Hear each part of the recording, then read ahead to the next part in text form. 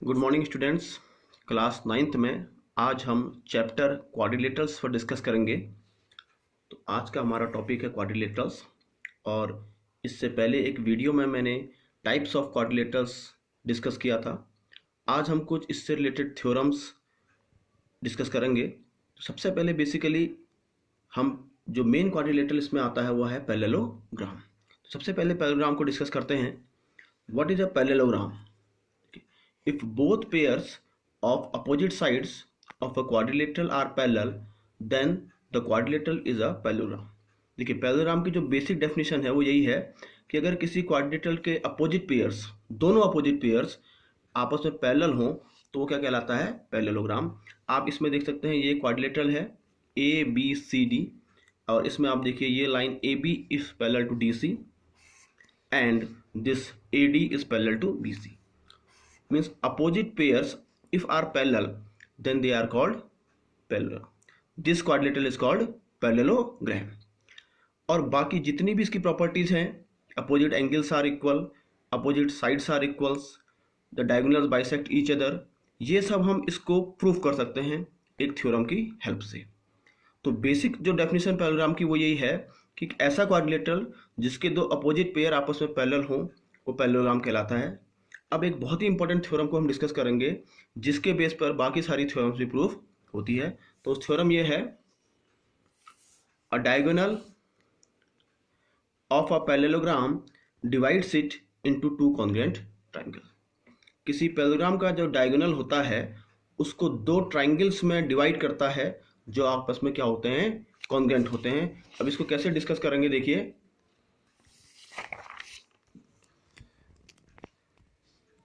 मान लेते हैं ए बी सी डी एक पैरेललोग्राम है and A C is a diagonal. एक डायगोनल हमने ले लिया ए सी। इस डायगोनल ने इस पैरेललोग्राम को दो ट्रायंगल्स में डिवाइड किया, triangle A B C and triangle C D A. अब हमें ये प्रूफ करना है कि ये दोनों ट्रायंगल्स क्या हैं? आपस में कॉन्ग्रुएंट हैं, यानी कॉन्ग्रुएंस का कोई क्राइटेरिया हमें अप्लाई करना है। तो कैसे अप्लाई करेंगे देखिए। इस क्वेश्चन में पहले हमें क्या गिवन है? A parallelogram ABCD in which AC is a diagonal given सबसे पहले लगते हैं। टू प्रूफ क्या प्रूफ करना है? Triangle ABC is congruent triangle CDA। तो कैसे हम इसको प्रूफ करेंगे देखिए।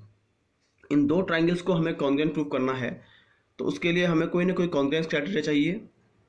कॉन्ग्रुएंस क्राइटेरिया से पहले हम देखते हैं कि कोई एंगल या कोई साइड इक्वल हो रही है या नहीं। तो कैसे करेंगे देखिए। अगर आप गौर से देखें, ये एक पैरेललोग्राम है और पैरेललोग्राम की बेसिक डेफिनेशन क्या होती है कि ये लाइन इसके क्या है? पैरेलल। ये side DC is parallel to AB, clear.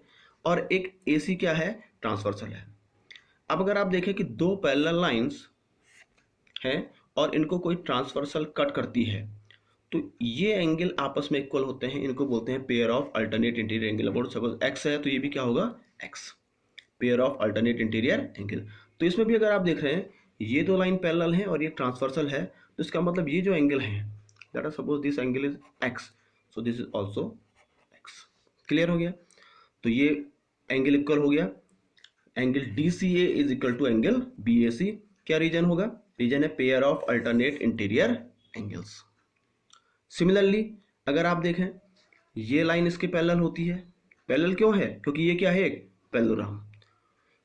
DA is parallel to BC और अगेन AC इज ट्रांसवर्सल। आप देख रहे हैं DA पैरेलल है किसके? CB के, और AC फिर ट्रांसवर्सल है। तो इसका मतलब क्या हो गया?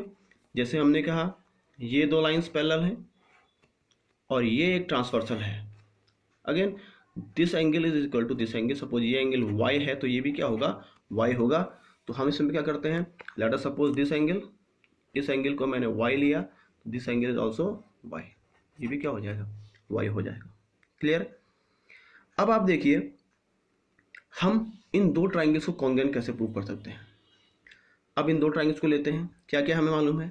देखिए, ट्राइंगल ABC और ट्राइंगल CDA अगर आप देखें तो इस ट्राइंगल का ये एंगल DCA X और इस ट्राइंगल का एंगल BAC या CAB क्या है? X है। तो एक तो एंगल इक्वल हो गया।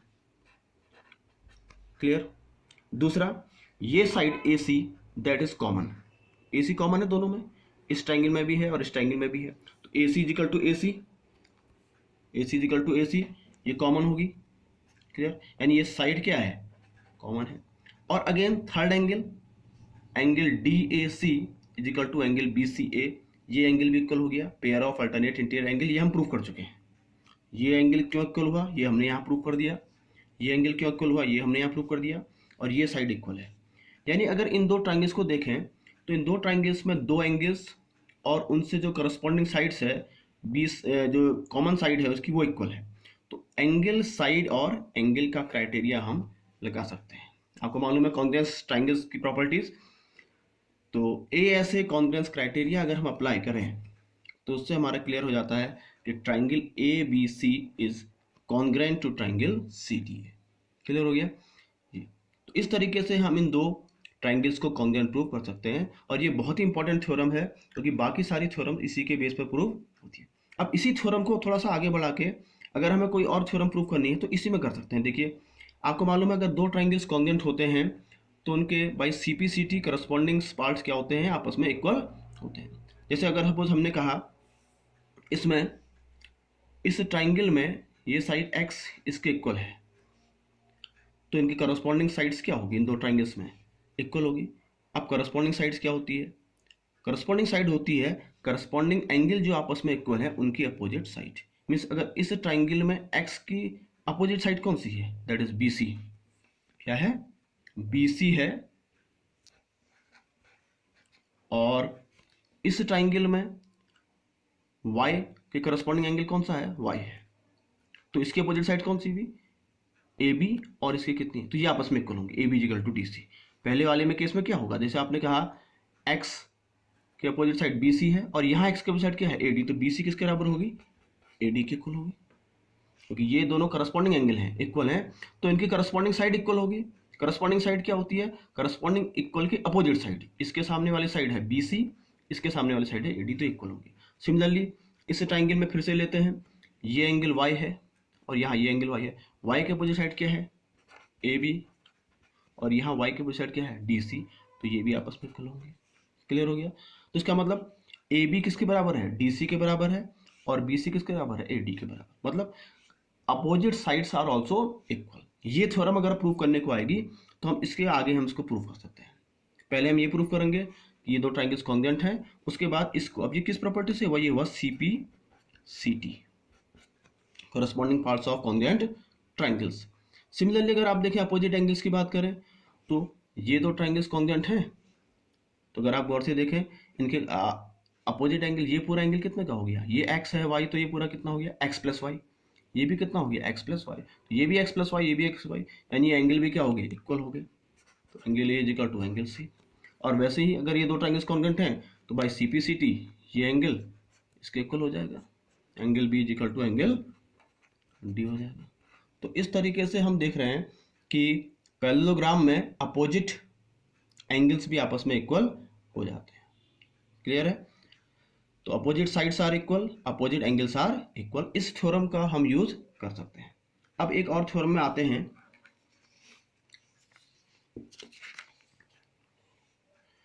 The diagonals of a parallelogram bisect each other, ये प्रूफ करना है हमें। अब इसमें देखिए क्या है, ABCD is a parallelogram, ABCD parallelogram है, और AC और BD क्या है, इसके डायगोनल्स हैं जो एक दूसरे को O पॉइंट पर इंटरसेक्ट करते हैं।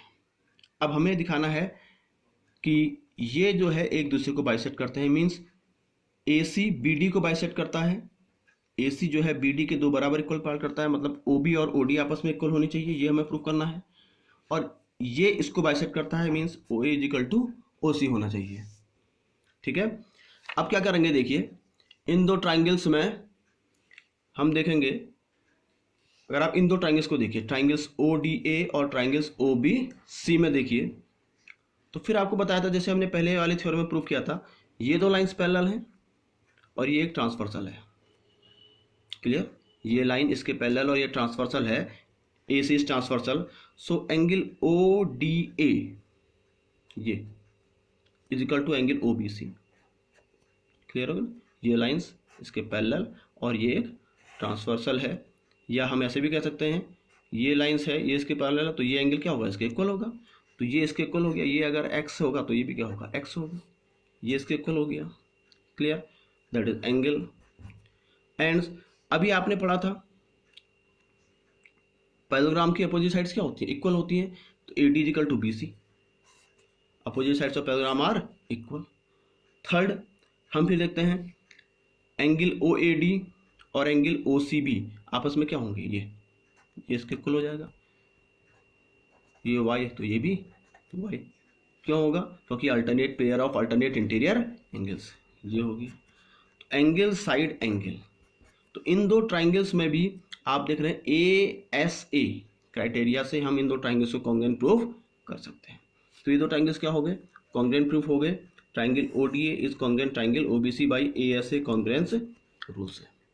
अब आप देखिए, फिर मैंने आपसे कहा था कि दो ट्राइंगल्स अगर कॉन्ग्रुएंट होते हैं तो बाई CPCT उनके करस्पॉन्डिंग पार्ट्स क्या होते हैं, इक्वल। फिर अगेन करस्पॉन्डिंग पार्ट्स कौन से होते हैं, मीन जैसे करस्पॉन्डिंग एंगल्स तो इक्वल हो गए, sides corresponding sides, corresponding sides क्या होती है, करस्पॉन्डिंग एंगल्स के अपोजिट साइड्स। अब जैसे इन दो ट्राइंगल्स में कौन सी साइड किसके इक्वल होगी, ये x इसके इक्वल है, यानी ये क्या है करस्पॉन्डिंग एंगल है, तो x के अपोजिट साइड क्या होगी इसमें OA, और इसमें x की साइड क्या है OC, इसका मतलब OA इज इक्वल टू क्या हो गया OC। सिमिलरली ये y है और ये y करस्पॉन्डिंग एंगल है, y के अपोजिट साइड्स क्या है OD, और यहाँ y के अपोजिट साइड क्या है OB, तो OD किसके बराबर होगी OB। अगर आप देखें OD OB के बराबर हो गई और OA OC के बराबर हो गई, इसका मतलब ये एक दूसरे को क्या कर दिया इन्होंने, बाइसेक्ट कर दिया। और ये थ्योरम हमें प्रूफ करनी थी कि diagonals of a parallelogram bisect each other. तो इस तरीके से हम इन क्वेश्चनों को, इन थ्योरम्स को प्रूफ कर सकते हैं। आप में कॉन्ग्रुएंस क्राइटेरिया अप्लाई करेंगे, कोई ना कोई क्राइटेरिया से ट्राइंगल्स कॉन्ग्रुएंट होंगे, और फिर आप देखेंगे कि आपको क्या प्रूफ करना है, उसके अकॉर्डिंग आपका आंसर आएगा। Thank you.